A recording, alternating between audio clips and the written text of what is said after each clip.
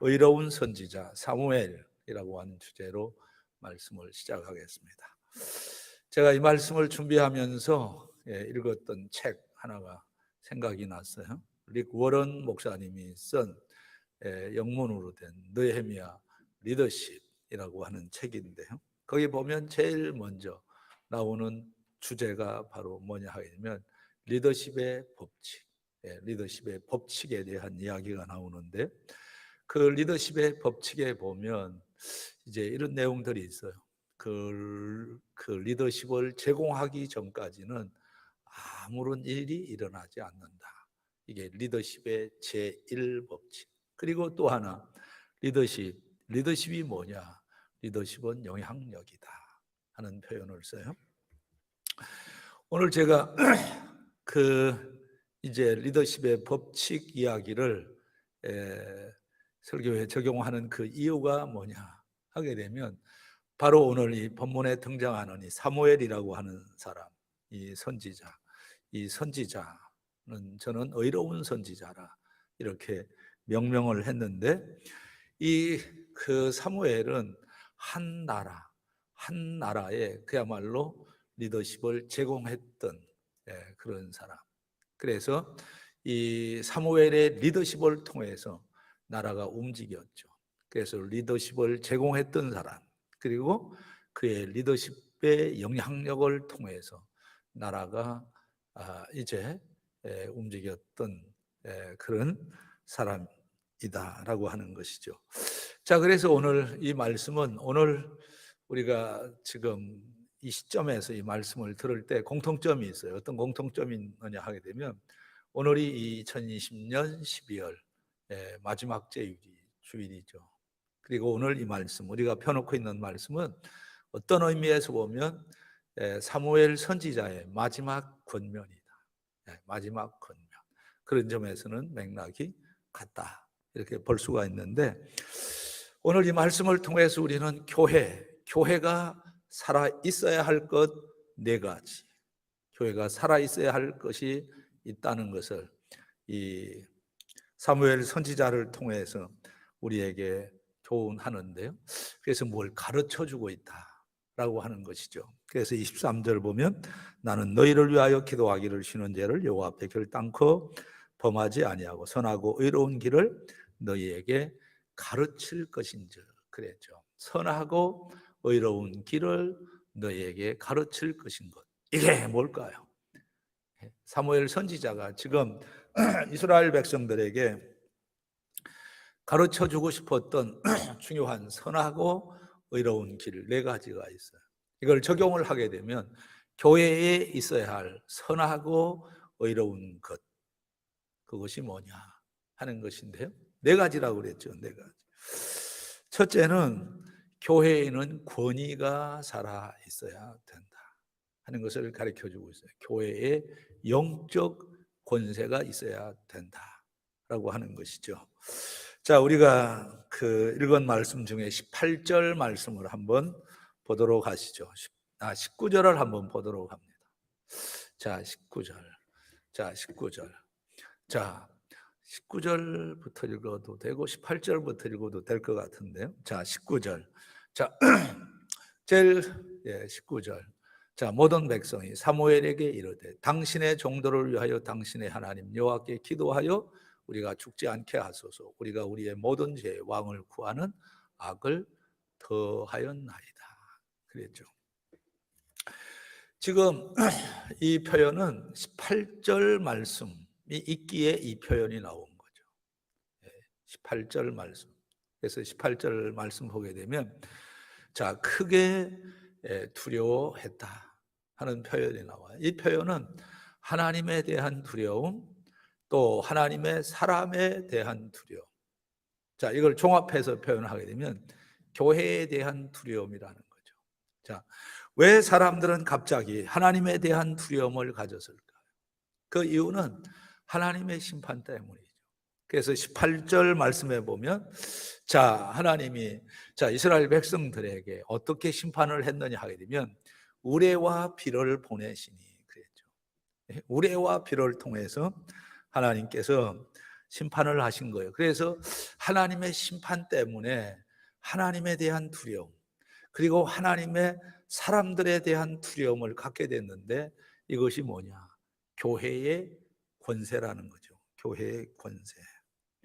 우리가 잘 아는 것처럼 이 우레와 비는 하나님의 심판의 도구로 사용이 되죠.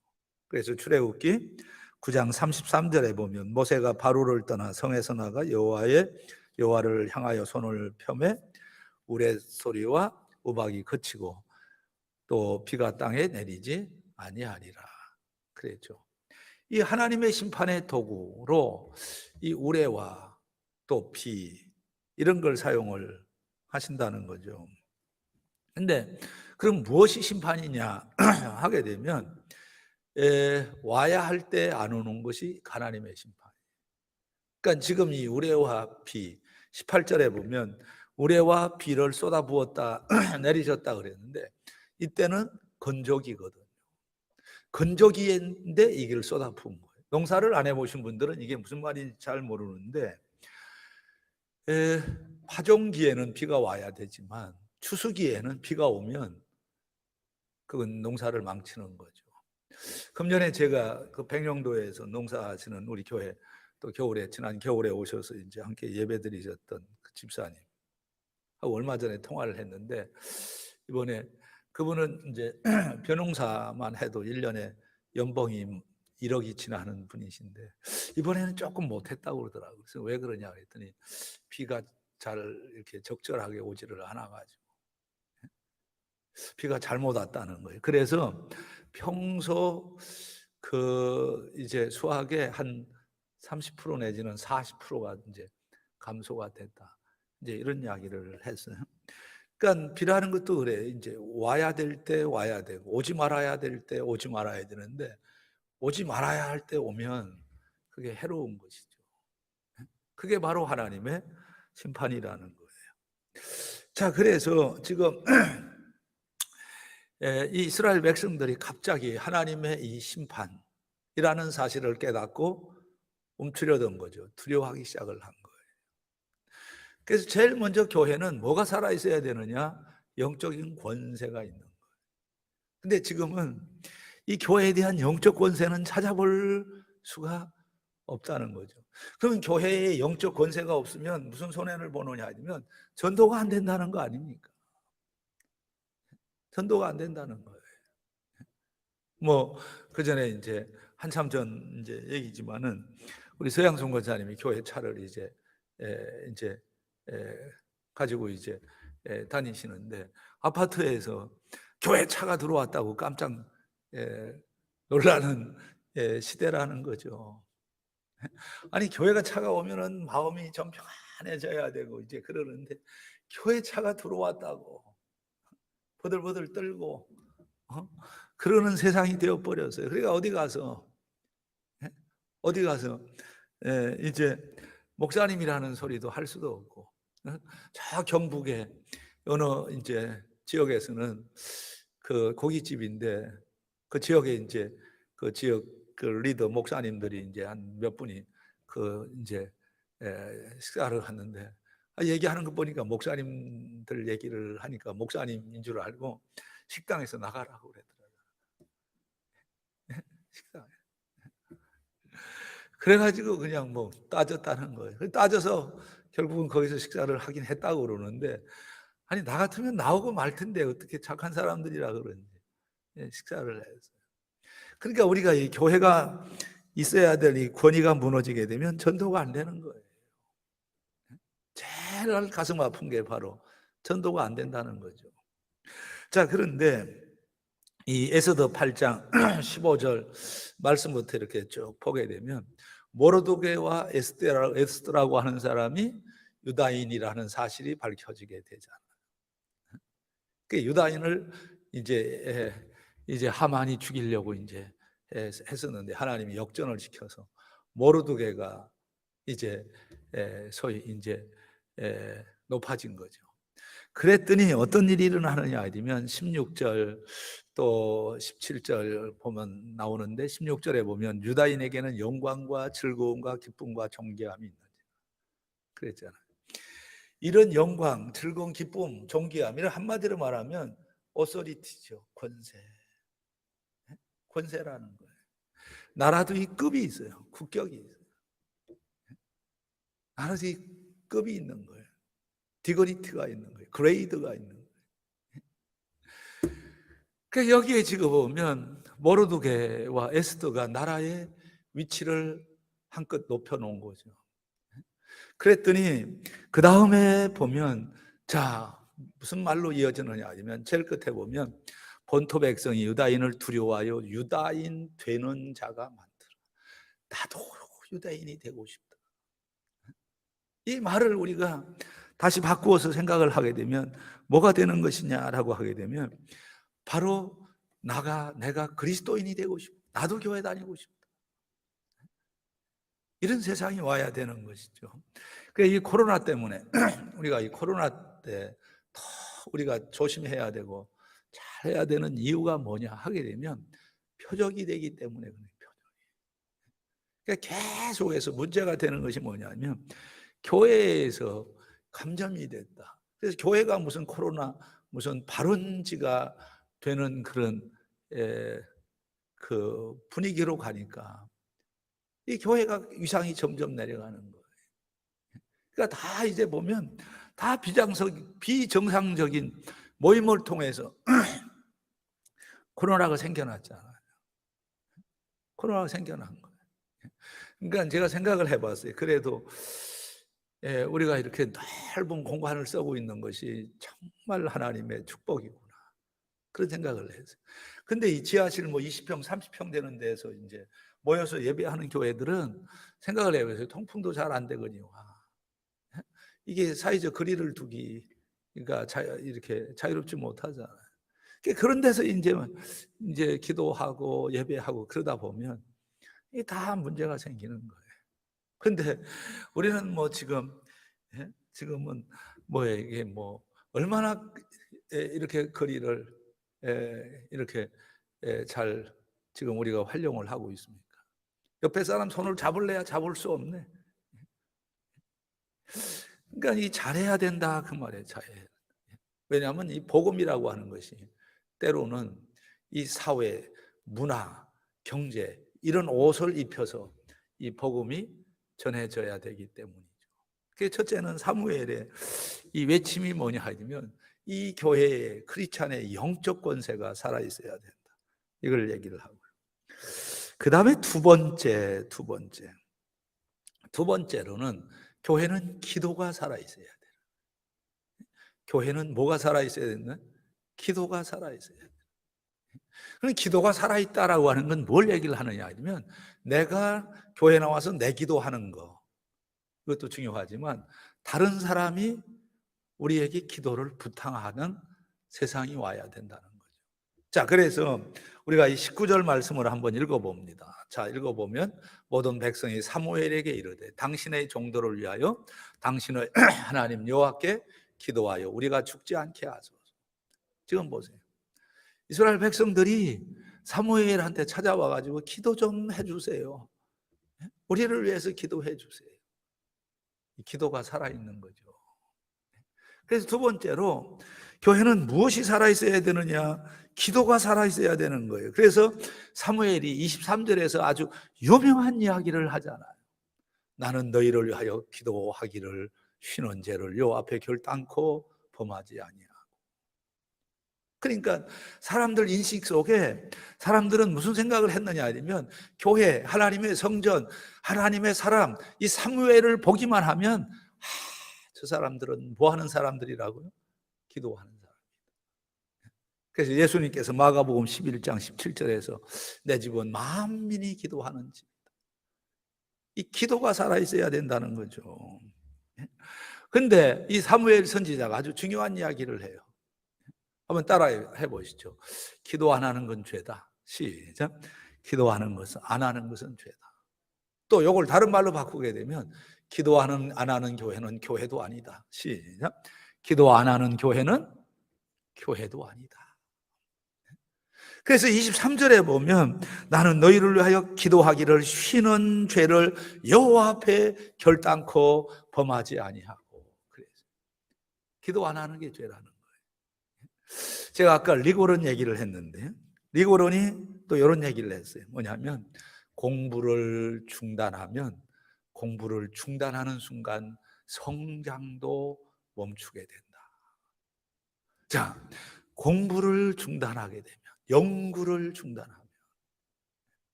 중단하는 그 순간, 한참 있다도 아니고 그 순간 성장이 뚝 멈춘다는 거예요. 성장이 뚝 멈추는 거예요. 그러니까 우리가 그렇잖아요. 뭐 계속 공부를 공부를 끊게 되면 성장이 멈추는 거예요. 성장을 멈추는 거예요. 그래서 우리 지금 이 착한 우리 그 혜원 집사님 여기 있지만은 이 지금 반주도 하지만은 또 2부 때는 이 오케스트라에 그 끼어들어 가지고서 이제 또 이제 연주를 하잖아요. 근데 이 바이올린에 사실은 나는 뭐 누가 첼로를 하는지 바이올린을 하는지 이제 또 잘 모르는데, 근데 가만히 내가 지켜보니까 매일 같이 와서 그 연습을 또 하고 또 레슨을 받고, 그러니까 이제 같이 이제 이 오래 이제 이 한 사람들하고 이제 같이 이렇게 맞추어서 이렇게 연주를 하는 거예요. 그러니까 우리가 모든 것이 다 그런 거예요. 그러니까 공부를 중단하면 성공이 중단이 되는 거고, 교회가 기도를 멈추게 되면 하나님의 축복이 끊어진다라고 하는 거죠. 그래서 사무엘은 항상 무슨 생각을 하고 있었느냐 하면 기도가 멈춰지면 안 된다. 그래서 우리가 이 마태복음 26장 40절에 보면 제자들에게 오사 그 자는 것을 보시고 베드로에게 말씀하시되 너희가 나와 함께 1시간도 이렇게 깨어 있을 수 없더냐. 교회가 기도가 죽게 되면 교회가 죽는 거라 그 말. 그래서 두 번째 사무엘은 교회는 기도가 살아 있어야 된다, 이걸 얘기를 하고 있고요. 그 다음에 세 번째로 교회는 무엇이 살아 있어야 되느냐 하면 말씀이 살아 있어야 된다 하는 거죠. 그래서 23절 끝부분에 보면 선하고 의로운 길을 너희에게 가르칠 것인 것, 가르친다라고 하는 것, 이게 설교겠죠. 자, 이 설교, 하나님의 말씀이 살아있어야 된다라는 거죠. 교회는 하나님의 말씀이 살아있는 거예요. 그래서 영국의 폴 사이트라고 하는 신학자는 개신교는 말씀에 살고 말씀에 죽는다, 이런 이야기를 하잖아요. 한번 좋은 예를 한번 보겠습니다. 좀 길게 성경을 읽어야 되는데 그냥 짧게 제가 정리를 해보면 에스겔에서 37장에 보면 이 마른 뼈들이 나오잖아요. 이 마른 뼈들이 어떻게 살아나는지 그 과정을 보면 두 가지, 하나는 말씀이 들어가고 성령의 역사가 나타날 때. 그래서 자, 우리가 이 3절 보았죠. 4절에 보면 이렇게 되잖아요. 또 내게 이르되 너는 이 모든 뼈들에게 대언하여 이러기를 너희 마른 뼈들아, 그 다음 다 같이 시작. 여호와의 말씀을 들을. 마른 뼈들이 여호와의 말씀을 듣는 순간에 살아났다는 거예요. 이건 뭐냐 하게 되면 교회는 하나님의 말씀이 살아있을 때 교회가 활동을 한다는 거죠. 생기게 있게 된다는 거죠. 그러니까 말씀이 죽어버리면 교회는 죽을 수밖에 없는 거예요. 왜냐하면 말씀이 생명이고 말씀의 능력이기 때문이라는 거죠. 그런과 동시에 또 하나가 뭐가 필요하냐 하게 되면, 자 여러분 보세요. 자 5절 한번 같이 보면 이렇게 되어 있잖아요. 여호와께서 이 뼈들에게 같이 말씀하시기를 내가 생기를 너희에게 들어가게 하리. 하나는 말씀하고 생기, 이 생기는 성령이겠죠. 그러면 성령은 기도의 축복이죠. 기도하는 교회, 또 말씀이 있는 교회, 죽은 사람들이 살아난다라는 거죠.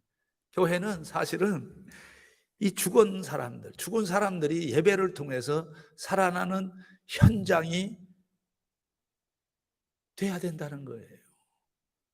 그래서 말씀이 살아있고 기도가 살아있다 보면 어떤 일이 일어나느냐. 이렇게 죽으려고 했던 사람, 또 죽은 사람, 상심한 사람, 좌절한 사람, 이런 사람들이 다 이제 큰 군대가 된다는 것이죠. 그래서 첫째는 교회는 권위가 살아있어야 되고, 말씀이 살아있어야 되고, 기도가 살아있어야 되고. 자, 그 다음 또 하나 살아있어야 될 게 하나가 있습니다.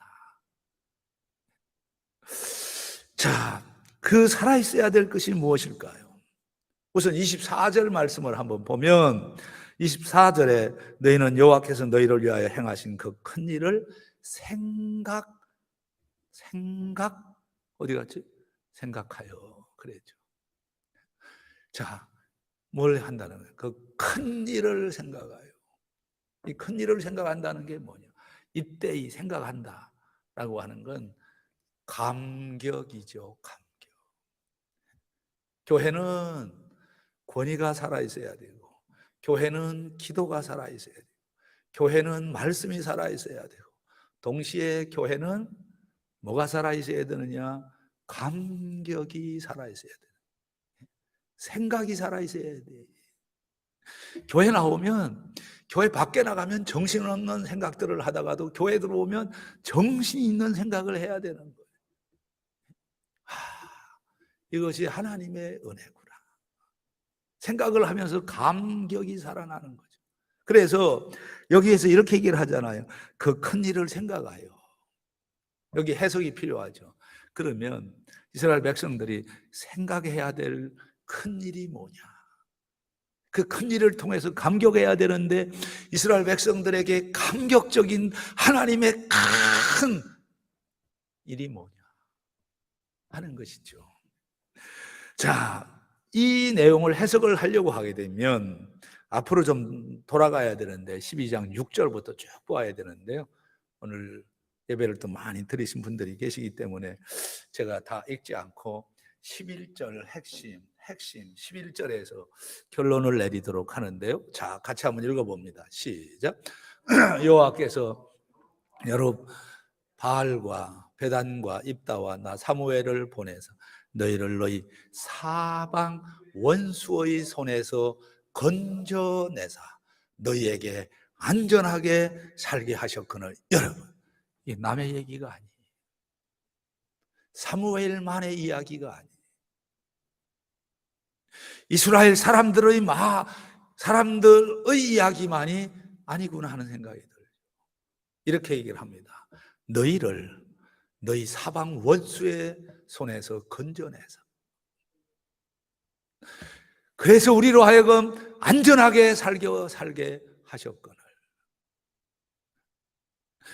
이것이 구체적으로 이스라엘 백성들에게 어떤 사건과 연관이 되어 있는지 알 수는 없지만, 그러나 중요한 건 순간순간마다 이 사무엘과 사사들을 통해서 이스라엘 백성들을 다시 원수에서 벗어나게 하시고 안전한 생활을 하도록 도와주셨던 그 배후에 하나님이 계신다는 거죠.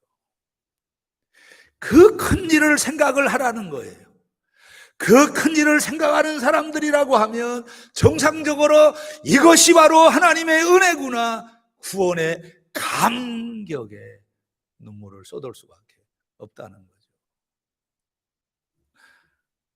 제가 어저께 그 SNS를 통해서 읽은 이야기인데요. 대답을 해보세요.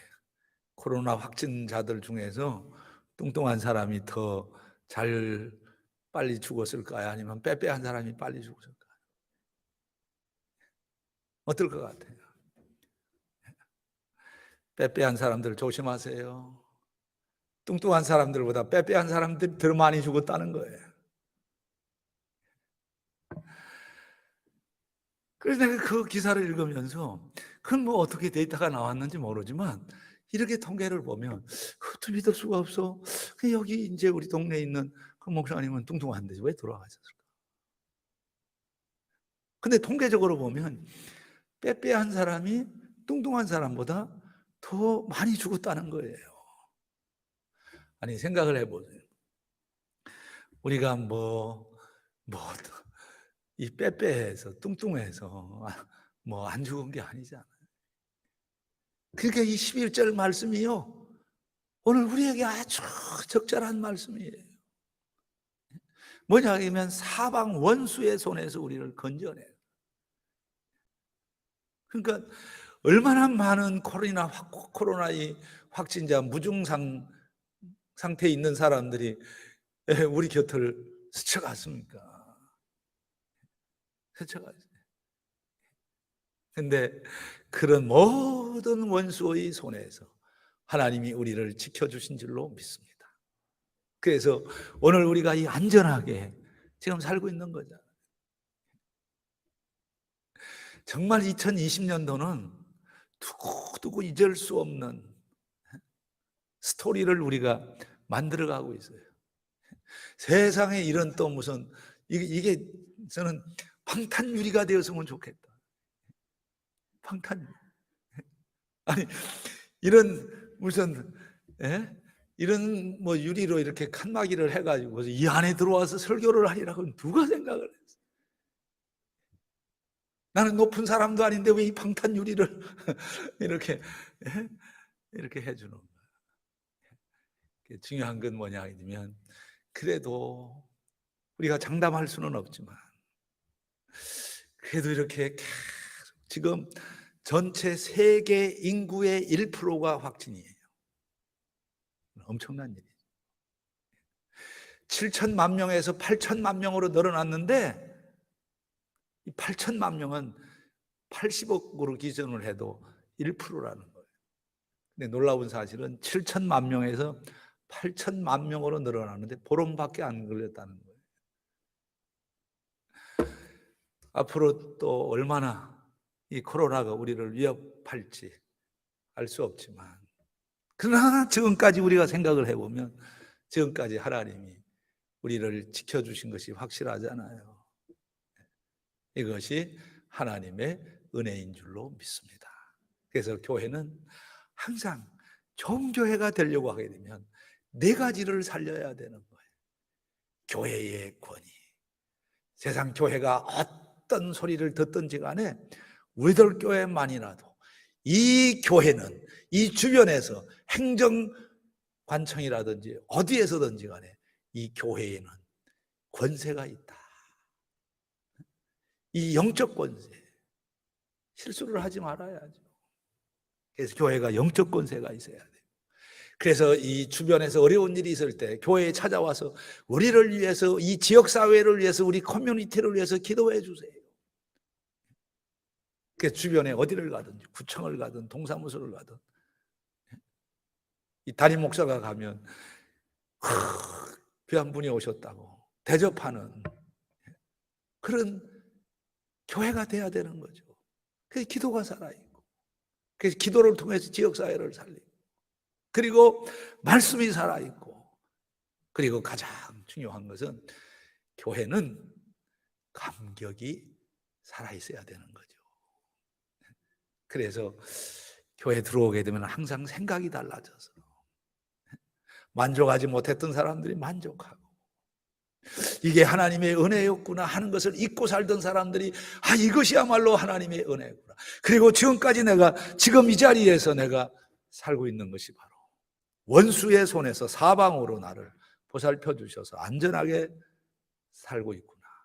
이걸 깨닫는 순간 이것이 하나님의 은혜입니다 하는 마음을 갖고 그 마음 상태에서 부르는 찬양, 부르는 기도, 그리고 응답하는 아멘, 이런 것들이 살아있을 때 그 교회는 하나님이 기뻐하시는 교회가 될 줄로 믿습니다. 지금까지 하나님께서 이스라엘 백성들에게 큰 구원을 통해서 이스라엘 백성들을 건져주셨던 그 하나님이 2020년 코로나 상황 속에서 우리 교회를 지켜주신 것 다름이 없죠. 그 은혜에 대한 감격으로 또 한 해를 마무리하는 귀한 축복이 있기를 주의 이름으로 축복합니다.